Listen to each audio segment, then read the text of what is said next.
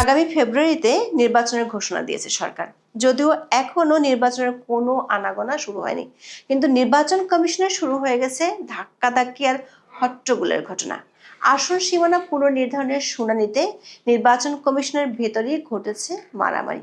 প্রশ্ন হচ্ছে, ইসির কার্যালয়ে যেখানে নিরাপত্তা নেই সেখানে ভোট কেন্দ্রে নিরাপত্তা দিবে কিভাবে? কিংস পার্টি এনসিপি নেতারা কোমর বেঁধে মাঠে নেমেছে বিএনপির বিরুদ্ধে। দর্শক, বর্তমান সরকারের পক্ষে নির্বাচন করা যে অসম্ভব সেটি প্রতিদিন নতুন করে পরিষ্কার হয়ে উঠছে। আবার কিংস পার্টি এনসিপি পরিষ্কার জানাচ্ছে ফেব্রুয়ারি নির্বাচনে তারা অংশ নেবে না।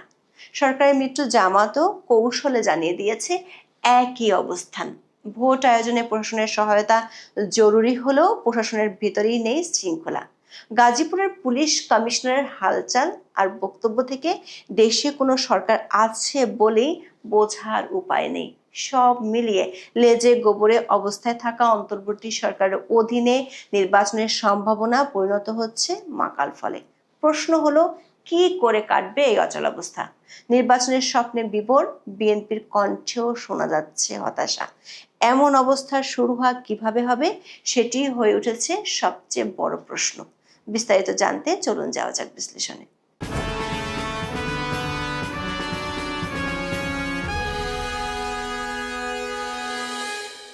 ত্রয়োদশ জাতীয় সংসদ নির্বাচন সামনে রেখে সংসদীয় আসনের সীমানা পুনর্নির্ধারণের উদ্যোগ নিয়েছে নির্বাচন কমিশন। তবে এ নিয়ে জমা হওয়া আপত্তি শুনানিতে বেঁধে গেছে গন্ডগোল। ব্রাহ্মণবাড়িয়ার 2টি আসনের সীমানা জটিলতা নিয়ে শুনানিতে প্রধান নির্বাচন কমিশনের সামনেই ধাক্কাধাক্কি, হাতাহাতি, কিল ঘুষির ঘটনা ঘটে। আগারগাঁও নির্বাচন কমিশনে 24শে আগস্ট এই ঘটনার জন্য দুই পক্ষই দায়ী করছে পরস্পরকে। একটি পক্ষের নেতৃত্ব দেন কিংস পার্টির যুগ্ম মুখ্য সংগঠক মোহাম্মদ আতাউল্লাহ। তার অভিযোগ, বিএনপির সাবেক এমপি রুমিন ফারহানা তার সমর্থকদের দিয়ে হামলা করেন। ফ্লোরে ফেলে ফুটবলের মতো তাকে লাথিপেটা করা হয় বলেও অভিযোগ তোলেন আতাউল্লাহ। ভিডিওতে দেখা গেছে রুমিন ফারহানা স্টেজের সামনে দাঁড়িয়ে আছেন, পেছনে আতাউল্লাহ নিচে পড়ে আছেন। তাকে কয়েকজন লাথি, কিল, ঘুষি দিচ্ছেন।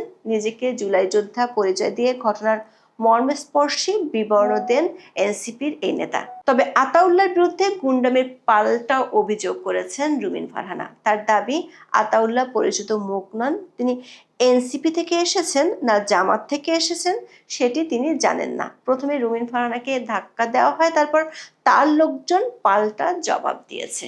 আতাউল্লাহ ব্রাহ্মণবাড়িয়া 3 আসনের সম্ভাব্য প্রার্থী। বিএনপি নেতা খালেদ হোসেন মাহবুব শ্যামলের পক্ষে ইসি ভবনে যান বলেও অভিযোগ করেছেন রুমিন ফারহানা।